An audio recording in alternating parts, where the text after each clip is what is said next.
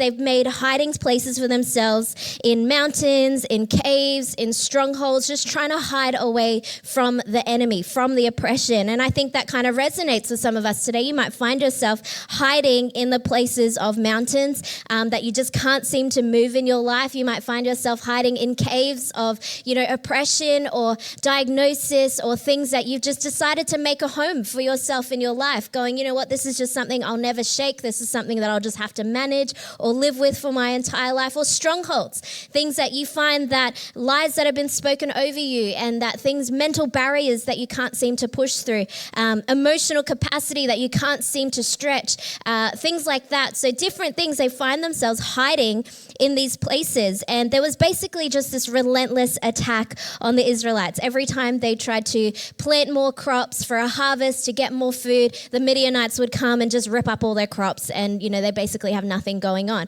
Or every time that their cattle would grow and they would get more cattle, the Midianites would come and they would just steal all their cattle. So basically all their resources would get plundered every time. They would take 2 steps forward and find themselves taking 20 steps back, kind of thing. And so some of us might resonate with that. And you might be here and you're perfect and nothing goes wrong in your life, and so you wouldn't resonate with that at all. But for some of us here, you might feel like that when you feel like you're making moves forward. You're saying, God, we're advancing, we're moving things forward, and I'm taking steps forward. I'm finally finding myself in a place of financial provision, or I'm finally finding myself no longer debilitated by the anxiety that I once experienced, or maybe I'm finding myself in a place of progress and growth and all these good things, and then it feels like some kind of Midianites seem to attack your life, and the 2 steps forward you've taken back, it feels like a hit that you take, and it feels like you've gone 20 steps back. And so I want to pick up the story here in Judges 6, verse 12. And this is where God calls Gideon and immediately speaks into his destiny. He was a prophet of the time, one of the judges, and he says this: "Then the angel of the Lord appeared to him and said, 'The Lord is with you, valiant warrior.'" Now, I don't know if you've been in these situations and you're like saying, God, what do I do? And, you might do the old flick the Bible open and just like point and then hope that your finger lands on a good scripture. Or you've been in the midst of turmoil and the subtle whisper of God when you're saying, God, help me. I don't know what's going on. And he says to you, I'm with you, you valiant warrior. And you feel the absolute opposite of that. Gideon felt the absolute opposite of a valiant warrior. But at the very outset of the oppression, God defines Gideon by his destiny even before he's walked through it. And that's the first point today, is that God will define you by your destiny even before you've walked through it. Gideon refuses this title. In fact, he actually says, no, God, I'm not that. God identifies him, but instead, Gideon questions God and says, all these times that you've saved us from oppression, from Egypt, you've taken us out of Egypt, you've done all these things before. Why would you even say that to me? I know you've been good before, but I'm not worthy to be called a valiant warrior. I know so many of us have seen the hand of God on our lives, but maybe in a current circumstance, or there's people around you who can't seem to get their eyes onto the wonders of God. And so he begins to question God's goodness and his works. In chapter 6, verse 13 to 15, Gideon said to him, "Please, my Lord, if the Lord is with us, why has this all happened?" If you're asking that question, you probably need to go back a couple of weeks, listen to Chris's message on suffering. Why has this all happened? And where are all his wonders that our fathers told us about? They said, hasn't the Lord brought us out of Egypt? But now the Lord has abandoned us and handed us over to Midian. The Lord turned to him and said again, go in the strength you have and deliver Israel from the grasp of Midian. I am sending you. I am sending you, he said to him. Please, Lord, how can I deliver Israel? Look, my family is the weakest in Manasseh, and I am the youngest in my father's family. Gideon gives excuses to God, even though he tells him the end of the story. God often promises us breakthrough and identifies us by our destiny, yet for some reason, we find ourselves still giving him a bunch of excuses. God actually promises us breakthrough. God promises us deliverance. God promises us freedom. We all know that. He's given it to us in a book called the Bible. But for so many of us, we find ourselves making excuses, and we all resonate with Gideon. I know I've done it before, saying, God, that doesn't make sense. I'm not going to do it. Or I don't feel peace on that. But in actual fact, I'm just trembling with fear on the inside, and it's not actually the peace of God that's missing. I'm just a coward. There's so many different things we can find ourselves making excuses. God literally tells Gideon the end of the story, but Gideon doesn't believe it. And so he starts to outwork a series of tests on God.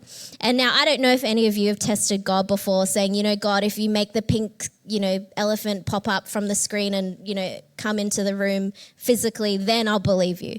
Or, God, if you make the sky purple instead of blue today, then I'll believe you.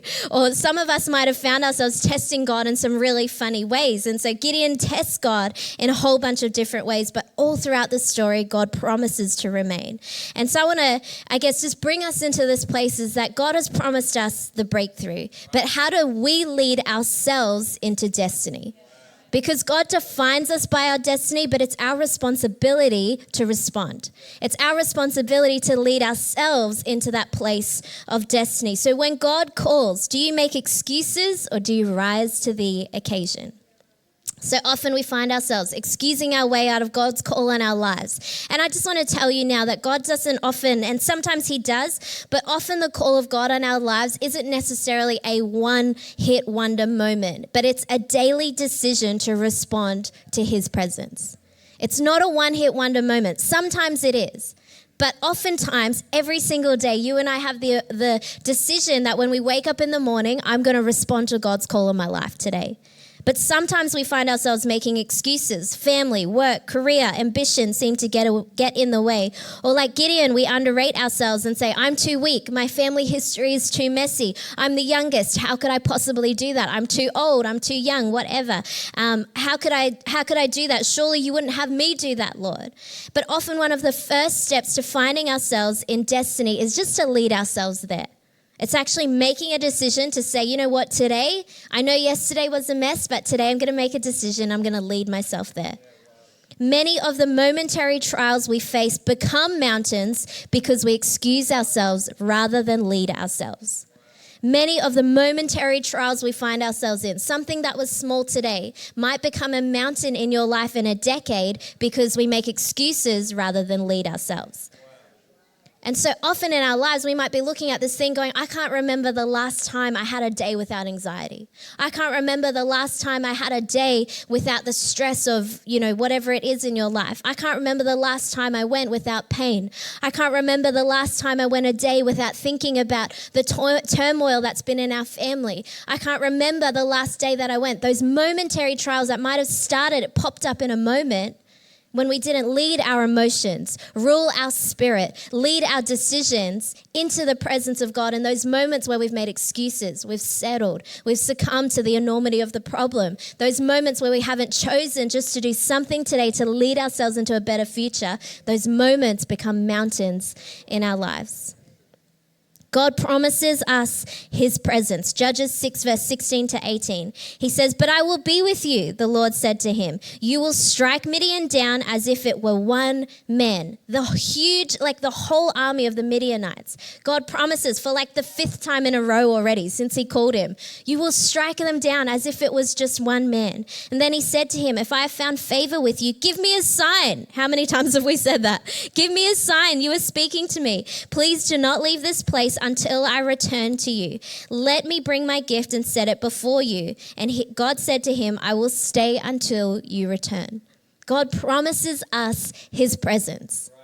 God can't promise us necessarily the consequence or the outcome of what's about to take place because he's given us the free will. He's given every person in this room, every person we come up against, every situation we come up against. There's different decisions will lead to different consequences, but what he promises us is his presence. And so our job is to lead ourselves more into his presence. And I know for some of us that might sound super basic, but why do we find ourselves in the same vicious cycle, in the same, place of excuses, in the same place where we can't seem to break through that mental barrier or that spiritual barrier or that emotional barrier? because we've got to lead ourselves constantly deeper into his presence. There are some self-leadership things we can actually do to find ourselves more in his presence. These are called the spiritual disciplines: meditation, prayer, fasting, studies, simplicity, solitude, submission, service, confession, worship, guidance, celebration. All of these spiritual disciplines, if you're an intern in this place, you know that we've gone through this book called Celebration of Discipline, an internship. But all of these spiritual disciplines are practical ways that we can find ourselves deeper in God's presence. God's promised us his presence. He's not withholding it. But we need to find ourselves practicing his presence in a way that allows us to continually lead ourselves. Momentary sacrifices lead to eternal blessings and promises. Principles like tithing always leads us to financial freedom. Fasting will always increase your faith and your spiritual hunger. Taking your thoughts captive daily will increase your mental capacity and your freedom mindset. There are things we can lead ourselves into every day. And so often I find it's the little foxes that destroy the vines. It's the small thoughts, the small, comments that we make. I find, it's funny sometimes when I haven't seen someone in a little while. We moved up here about a year ago, and there's people that we haven't seen for that year. And it's funny to think that, the people that we surround ourselves can really influence our culture, our language, our thought process. And there are people who we once were really close with, and even in only a year's time, because we know who they now work with, who they now hang out with, their language has changed and they start sounding like those people. They don't sound like the person that we knew even just a year ago. And so it's so important that even the little foxes, not that that person is a fox or a problem, but the culture that someone carries can infiltrate our lives. It can infiltrate our thought process, the language that we speak, the culture that we live our life with. And so that's why it's so important that we lead ourselves, because if we're not leading ourselves, who is leading you? If you're not leading yourself, who is leading you?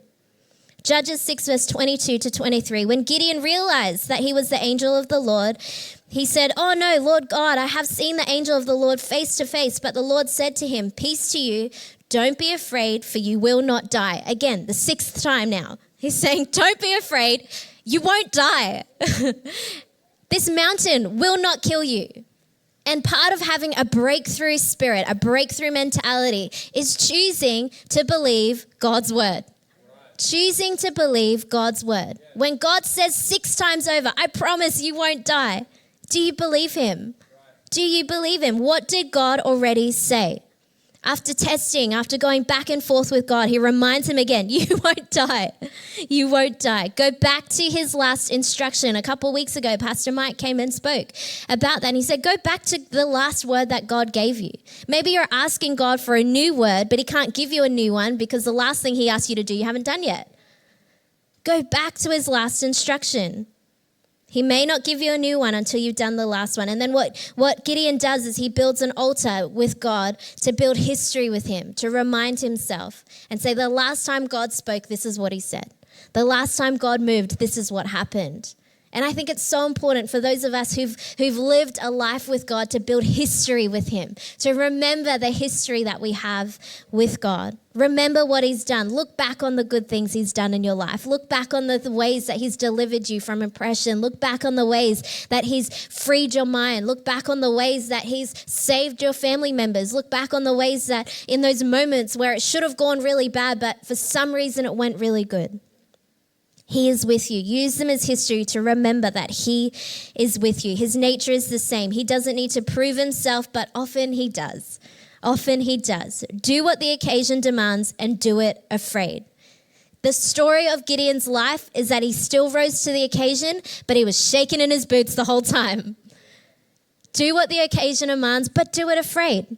Do it afraid. After all the excuses, after the comical testing and tugging of war that Gideon plays with God, God then asked Gideon to tear down the altar of Baal, and he was afraid, so he did it at nighttime. He's like, I'm too scared to do it during the day, so I'll just do it at night. He did it anyway. He still rose to the occasion. He found a way to still do what God asked him to do. Find a way. Do it afraid. Tell somebody and say, I'm literally about to just bail out on this whole thing. Can you do it with me? He found 10 guys and he did it in the cover of night. Do what the occasion demands and do it afraid. Pressure, Pastor Mark says this all the time, pressure produces puncture or performance. Pressure produces puncture or performance. Which one will you choose? In that God proved to Gideon in smaller ways. He kept reminding him of the victory ahead of his destiny and of his identity all throughout the way. And then again, even after that, Gideon still tests God. He then puts out a fleece. That's literally where the saying comes from, to put out a fleece, a feeler, to see what's going on. He puts out a fleece, and in the text we see that, he puts out a fleece and he, puts it out in the morning and says, God, I know that the morning dew is going to make everything wet, so I'm just going to put out this fleece and ask that you would keep it dry so that you can really prove that you're going to save us. And so he tests God, and then he wakes up in the morning and goes and checks, and the fleece is still dry. The morning dew is wet all the rest of the ground. And God's saying, see, I did it. I promise you can trust me. And he goes, I don't know. I'm not really sure. I'm just going to do it one more time. So tomorrow morning, I'm going to put out that same fleece that's wet. And I'd ask you to just make it dry and then, to keep it wet, or the other way around, wherever we're up to, and then do the opposite. And so now that the fleece was wet, then he asked him to make it dry. And so he did the opposite. God did it again. And he was like, God, see, I'm still God. I'm still awesome. You can trust me. And he's like, all right then, what have you got for me? And so then, I think we just test God in the funniest ways. I know we're all probably thinking it, God, if you would just, then I will. If you would just, then I will. But I know that God is just calling us that when you carry a spirit of breakthrough, when you can lead yourself into breakthrough, that your response to God, whatever he says, would not just be, God, if you can, but it would be, God, yes and. Yes and. Yes and what? God. Yes and, okay, great, I'll do it. Rather than, God, only if. Or God, what if? Or but can you? But our response would just be yes and, God. Yes and whatever you say. God is often building a bit of grit in us, emotional resilience. Some of us need to stop appeasing the God of our feelings and get a bit of emotional resilience in our lives to push past those feelings. And feelings are, Chris says it all the time, feelings aren't something that directs us or moves us. They're not something that controls us. Feelings are just indicators. They're just indicators letting us know what's going on. How do we respond to those feelings? We can choose how to respond to those feelings. Spiritual resilience, actually learning how to pray through things. Actually learning how to fast through things. Having the spiritual resilience to push through things. The mental resilience, having the mindset of Christ, having the mind of Christ, having mental resilience to push through things, the stamina to move through things, and the capacity to think, to change, and to act. God is preparing you, and he will resource you. So after all this testing, after all this back and forth, God, I feel like he kind of comically tested Gideon back. And he says, get an army. Get an army. And so Gideon, in all his fear and shaking, gets 32,000 people in his army. And then God says, that's too many. Ask them who's afraid. And then whoever says they're afraid, they can leave. And he's probably going, sweet, I'm out. But he gets these 32,000 and he says, make it smaller because you need to know that you can't do it in your own strength. And so whoever's afraid can bail. So 22,000 people bounce. So now there's 10,000 left from the 32,000. And God still then says that's too much. So he responds and, with the 10,000, he says, take them to the lake and ask them to take a drink of water. And the ones who bring the water to their mouths with their hands, they will be the ones who will be your army. The ones who bend down to the water to drink it, they will be the ones that you can dismiss. And so there's 10,000 people in this lake. It's just wild to even think about what's going on here. 10,000 people in this lake. And I wonder if God's kind of just standing there going, this is going to be fun, just to see what happens. What are 10,000 people going to do with the water right now? And out of the 10,000, 9,700 of them bend down to the water to drink. But 300 of them bring the water up to their mouths. They lap the water up to their mouths. 300 of them. And so depending on how they drink separates them who becomes God's army. And Judges 7 verse 5 explains this. He says, bring the troops down to the water. The Lord said to Gideon, separate everyone who laps the water with his tongue like a dog. Do the same with everyone who kneels to drink. The number of those who lapped with their hands to their mouths was 300 men, and the rest of the troops knelt down to drink the water. The Lord said to Gideon, I will deliver you with the 300 men who lapped and hand the Midianites over to you, but everyone else has to go home. And this wasn't, I don't know if this was payback for God being like, hey, you tested me like 12 many times too many kind of thing. So I'm just going to be a little bit comical back to you. But it wasn't that. It was actually God just reminding him who delivered you how many times before. It was only God. So I will do it again. And for the 19,000th time, I'm going to remind you, I am with you. Do not be afraid. You will not die. You can trust God. When it looks like the odds are stacked against you, you can trust God. He has delivered you before and he will do it again. And what I find interesting about the 300 men, why did he pick those 300? The 300 who brought the water up to their mouths. The 9,700 men who knelt down, their eyes were on the immediate problem. So they looked down and they just put their faces to the water and they drank. So they just tried to fix their immediate problem. They tried to answer their immediate problem. But the 300, they had their eyes up. They were looking around going, what's coming next? Yes, I'm going to drink the water because that was the instruction, but I'm going to keep my eyes above. The posture of breakthrough is to keep our eyes above, bring the water up to my mouth so I can see what else is coming, so I can see what is on the horizon, so I can be in a battle-ready position to fight whatever comes my way. So often we can find ourselves only looking for a solution to answer the immediate problem. We're looking to God saying, can you just fix what's in front of me, rather than saying, God, what else do you have ahead of me? What else do you have ahead of me? Because what you're doing in me right now is to build resilience in me for this moment so that I can be sustained for whatever else is ahead. The 300 that had their eyes up. And Judges 7 verse 20 says this. As they went into battle, they went on into battle and they surrounded the Midianite camp. And even in that spot, God said to Gideon, he said, go over to the Midianite camp, get ready to fight. But if you're afraid and you're still scared and you're still wondering if I'm going to do it, just call on one of the prophets. He'll let you know that it's going to be all right.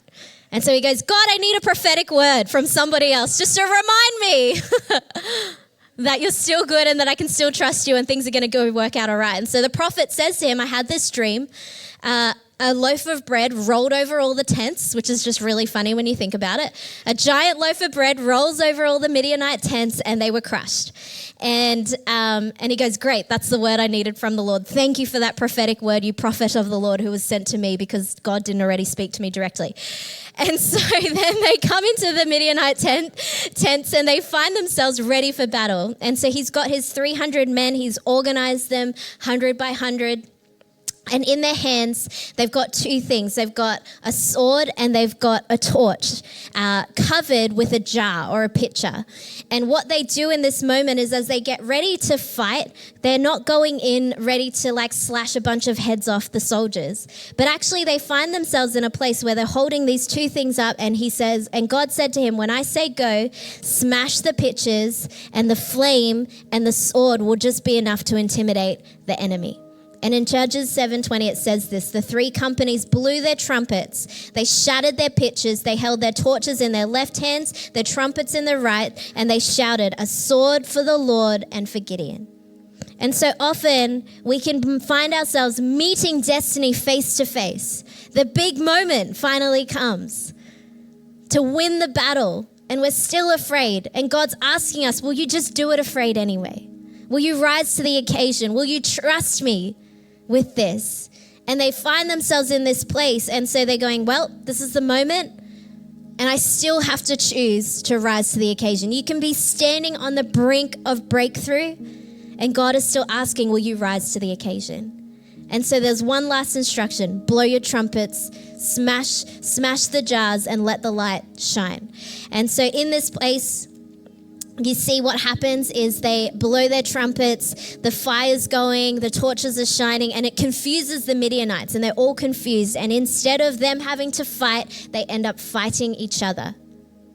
And the enemy often will find himself fighting himself when we can stand there with the truth, the sword of the Lord, when we can proclaim the praises of his name, and with the light of Christ in our hands. We can be armed with those three things: the praise that brings breakthrough, the shout, the trumpet, the sword of the Lord, the proclamation of the gospel, the proclamation of the truth, the shout of the truth of the word of God that pierces and penetrates through every situation, and the light and the fire of God. Meeting destiny face to face. When you're afraid, find his word. When you're unsure, find his promise. The sword of the Lord, the fire of God, and the shout, the trumpet of God as well. And in that, what we see is they defeat the Midianites, they win. The Midianites literally all just kill themselves, and they're all just standing there, defeated the enemy. And then what we see is that all throughout this process is that Gideon was afraid, Gideon was trembling, he was doing all these things, but in that moment, yet again, those little tests along the way had built history with God. So when the moment came, God did it again, God delivered them. And so for Gideon, you see in the next chapters following that until the end of his days, breakthrough became his new normal. Breakthrough becomes your new normal. All throughout chapter 8, Gideon repeatedly defeats enemies with valiance, with courage. And the word that God had spoken over him at the very beginning of it all, he said, you will be a valiant warrior. And then you see all through chapter 8 of Judges, he goes through, he almost gets a little bit cocky and confident in his approach. And now he's just like, doing things, cutting heads off, holding them up for people, just showing off now. Now he's just showing off because breakthrough becomes his new normal. And for you and I today, when we can get into a place where we can lead ourselves into the presence of God and lead ourselves to become not just mountain managers, but mountain movers, when we can lead ourselves into a place of emotional resilience, spiritual resilience, mental resilience, when we can lead ourselves into the presence of God, when we can lead ourselves into breakthrough becomes your new normal. Breakthrough becomes your new normal. And I would love for us as a church today to just simply come into this place where we can find ourselves as people who carry a spirit of breakthrough. Because when you carry the Spirit of God inside of you, you now are a conduit, a carrier of breakthrough yourself. When you carry the Spirit of God inside of you, as you continue to build history with him, you can now say to other people, guess what? It's true. He is there for you. You will not die. You can continue to say to other people and proclaim into their situations and circumstances, I'm going to come with you, but hey, keep your eyes above. Keep your eyes on heaven. Keep your eyes on what's ahead. You can say to people, breakthrough is coming. You can lead people and help them lead themselves into a place of breakthrough, into the presence of God, and to say, look around, he's been with us. He will always be with us, and he will continue to be with us. Breakthrough becomes your new normal until death. And, I would love for us just in a moment's time, we're going to sing together, we're going to pray together, and that if there's any of us here in this place who just have those things that we just need to find ourselves breaking through. There's stuff in your life, things happening around you, or maybe you need to stand on behalf of someone else. We're going to sing and we're going to pray together and believe that you would become a carrier of breakthrough, that God would do that breakthrough in you. Maybe the reminder for you today is just that he's with you. I'm just going to say it again and again. God is with you. You can trust him. You can trust him. He is with you. He will never leave you nor forsake you. That's his promise.